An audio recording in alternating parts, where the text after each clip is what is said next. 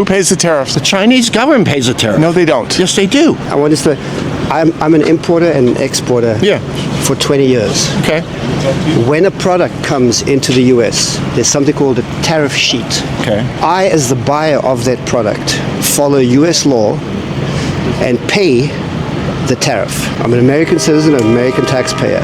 I pay that tariff to the US government, and that increase in the cost of the product, I then sell to you for a higher price because I've got to cover that tariff. Then what about our tariffs are higher when they go overseas as opposed to theirs coming here? So tariffs are never a zero-sum game. Tariffs are a tool. So, for example, you might say, you want to sell us your beans, right? Yeah. We are going to give you a low tariff if you buy our corn. But the cost of the tariff is ultimately always borne by the consumer. Don't you think at the end of the day there may be more competition within the market of the U.S. government? You're confusing the question. This is not a question of competition. The point we're discussing is who bears the cost of the tariff. Okay. I couldn't tell you if it's good policy for the U.S. government to tax beans and for the Chinese government to tariff corn.